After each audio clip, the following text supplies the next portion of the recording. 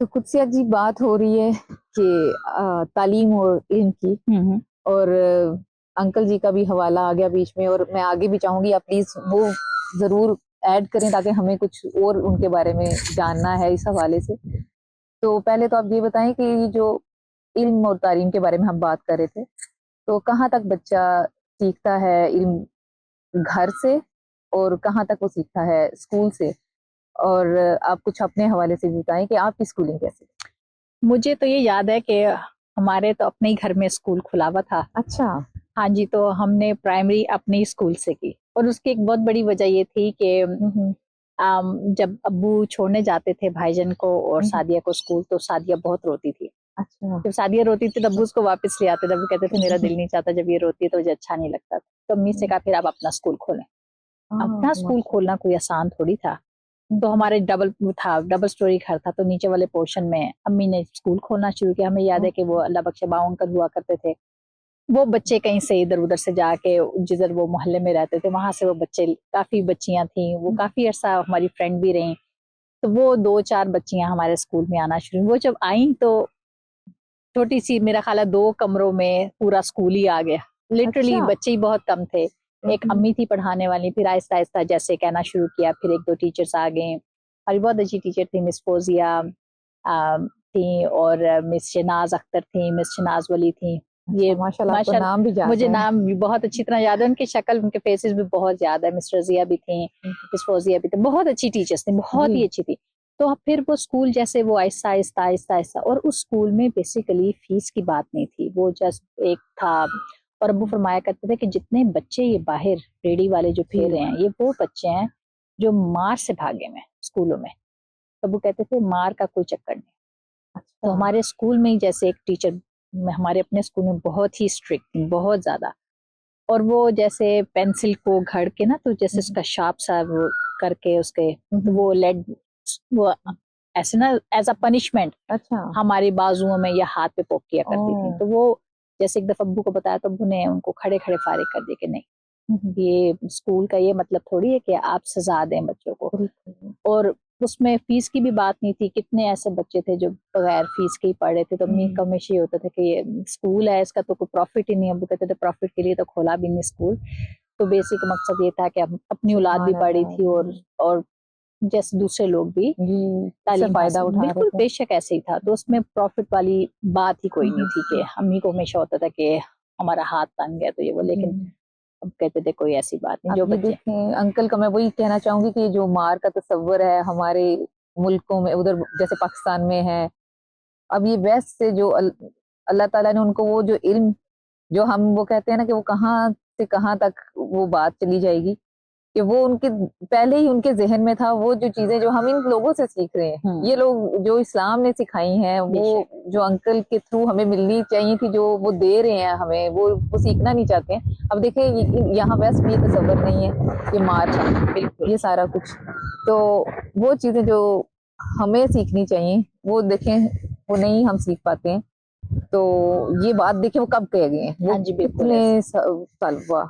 और एक दफा ऐसा भी हुआ कि हमारी अपनी फैमिली में उनका कि जैसे बच्ची है कुरान पाक नहीं पढ़ सक रही, तो जी। एक टीचर चेंज, जैसे कितनी दफा कोशिश की जी। बच्ची को करने, तब उन्होंने कहा कि अगर इतनी कोशिशों के बाद ये नहीं पढ़ सक रही तो इसका उस्ताद बदल दो।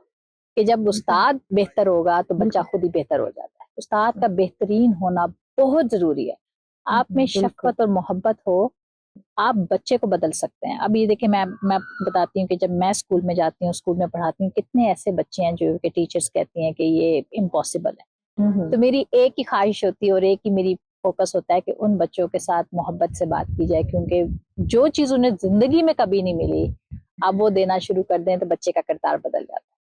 और ये बहुत माशा, जरूरी है क्या बात की है, बिल्कुल बिल्कुल। कि आई एक एग्री। पनिशमेंट ऐसी चीज है जो कि बच्चे को उस रात से हिला हिला बिल्कुल ही हटा देती है, और एक मोहब्बत ऐसी चीज है जो वापस उस रास्ते पर उनको बिल्कुल। लेके आती है। तो ये बहुत ही जरूरी है कि मोहब्बत दी जाए बच्चे को इस हद तक कि उसको इल्म से मोहब्बत हो जाए, उसको जी। प्यार हो जाए।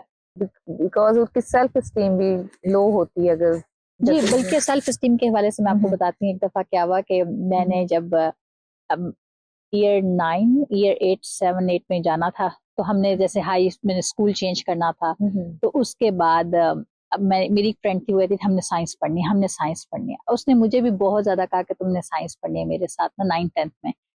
अब मुझे क्या पता था कि मेरा कैलिबर बिल्कुल साइंस वाला नहीं है, मैं तो बिल्कुल भी नहीं पढ़ सकता। मैंने अब्बू से कहा अब्बू जी मैंने साइंस पढ़नी है। वो कहते हैं आपने डॉक्टर बनना है? तो मैं चुप करके, वो कहते हैं, तो मुझे हुआ ना कि अब्बू ने मना कर दिया है। लेकिन अगले दिन सारी साइंस की बुक्स आ गई घर में। अच्छा। अब्बू ने कहा जरूर ना, लेकिन हमारा जो, मैं जैसे मेरी ख्वाहिश थी कि मैं एक दफा ट्राई करूं, वो अलग बात है कि बिल्कुल ही उसका रिजल्ट बिल्कुल ही नेगेटिव रहा। लेकिन अब्बू ने उन्होंने अगले ही रोका दिन नहीं, उन्होंने रोका नहीं। आपको। उनकी बच्ची के भी सेल्फ एस्टीम है, जो उसने कहा एक दफा ट्राई करना। वो अलग बात है कि बिल्कुल मेरा वो फील्ड नहीं था, तो अच्छे खासे नंबरों से मैं फेल हुई फिर तो उसमें तो लिटरली वो यानी उन्होंने आप ये नहीं आपको फील कराने दिया कि आप यानी इसमें, उनको पता था कि उनकी बच्ची साइंस में उस तरह कमाल नहीं कर पाई, किसी और चीज में कमाल कर पाएगी। तो लेकिन उन्होंने कहा कि मेरी बच्ची की जो सेल्फ एस्टीम है उसको वो बरकरार रखें, कि वो ये ना समझे। और ये बहुत बहुत बड़ी बात है कि अगर वो यानी ये समझना पेरेंट्स के लिए, आप क्या समझती हैं इस बारे में, क्या कहती हैं कि पेरेंट्स को इस बारे में क्या करें जो जबरदस्ती अपने बच्चों को? मैं ये कहती हूँ कि बीइंग अ टीचर भी मैं ऐसी बात करती हूँ, और बीइंग अ मदर और पेरेंट भी मैं ऐसी बात करती हूँ कि बच्चे को ट्राई करने दें। हाँ, फेलियर जो है वो जिंदगी का सबसे बेहतरीन स्टेप ऑफ सक्सेस है। पहला जो फेलियर है, एक दफा बच्चा जो मेरे कहने से नहीं सुनेगा, लेकिन जब वो खुद फेलियर फेस करेगा, पहली बात फेलियर भी बहुत जरूरी है लाइफ में। अगर मैं एक चीज में इम्पोज करके हासिल करूंगी, उसका कोई फायदा नहीं है। कि मैं बच्चे से कहूंगी तुमने यही पढ़ना, तुमने ये पढ़ना, एक बच्चे का कैलिबर ही नहीं है वो पढ़ने का, तो मैं कैसे इम्पोज कर सकती हूँ ना उस पर। और मैं उसको कहना शुरू कर दूं, नहीं बेटा आपने तो डॉक्टर बनना, आपने तो डॉक्टर बनना, आपने तो डॉक्टर बनना। आप अगर डॉक्टर बने ही नहीं है, पैदा ही नहीं हुए डॉक्टर बनने के लिए, तो आप कैसे बन जाए? तो ये माँ बाप को भी समझने की बहुत जरूरत है कि बच्चे को एक्सप्लोर करने दें अपना आप भी, क्या होगा ज्यादा से ज्यादा क्या हो जाएगा। इन कंट्रीज में तो आपको पता है, जैसे आप यूनी में जाते हैं बच्चे, 1 साल के बाद उनको ये फील होता है कि चलें ये तो मेरा फील्ड ही नहीं था, मैं तो कुछ और करना चाहती हूँ। तो जैसे, और उनके पास इतने ज्यादा अपॉर्चुनिटीज हैं कि वो अपने आप को एक्सप्लोर करते हैं, उन्हें फिर फाइनली पता चलता है हम ये चीज अचीव करना। पाकिस्तान में भी हम लोग बहुत ज्यादा फोर्स करते हैं बच्चों को, बहुत करते हैं। अब्बू को पता था मैं साइंस नहीं पढ़ सकती, लेकिन अब्बू ने मुझे कहा कि गो फॉर इट। और मैं जैसे बहुत दफा फेल हुई, तो साइंस मेरा फील्ड ही नहीं था। मुझे पता चल गया था पहले साल ही कि ये तो मैं कर ही नहीं सकती, इम्पॉसिबल, लेकिन उन्होंने करने दिया, एक्सप्लोर करने दिया। तो ये भी बहुत जरूरी है। अब बच्चे पे ये भी हमारे लिए एक लेसन है वैसे, अगर हम ये आपकी बातों के थ्रू हमें पता अगर चल रहा है कि वो इतनी बड़ी शख्सियत थी, और उन्होंने जब ये देखा है कि आपके अंदर ये बड़ा वो एक पैशन है कि एक दफा ट्राई करना आप चाह रही हैं, और उनको पता था, उनको बड़ी अच्छी तरह से पता था, लेकिन उन्होंने आपको रोका नहीं।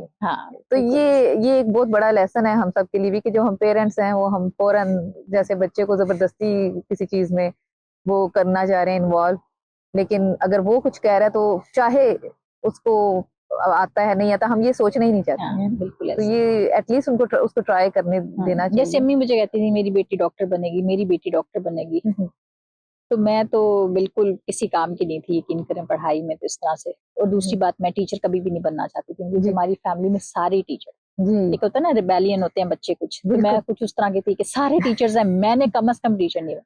लेकिन जो चीज आपके अंदर खून में शामिल, आप उससे किस हद तक भाग सकते हैं ना। तो मुझे अब ये पता चला कि हाँ जी, हम तो बने ही इसलिए थे, तालीम पहुंचाने के लिए, इल्म पहुंचाने के लिए। बिल्कुल जी। तो इसी तरह से तो ये कहीं भी जाते हमने यहीं वापस आना था। बिल्कुल सही कह रही हैं। ये बड़ी एक ऐसी बात है कि इसको हालांकि नोट डाउन कर लेना चाहिए, क्योंकि ये बड़ी इंपॉर्टेंट बात है आजकल की जनरेशन के हवाले से, पेरेंट्स के हवाले से, क्योंकि पेरेंट्स वो जो कंपटीशन में पड़े होते हैं, इसी से बात निकल आती है फिर कंपटीशन की, मुकाबलेबाजी जी।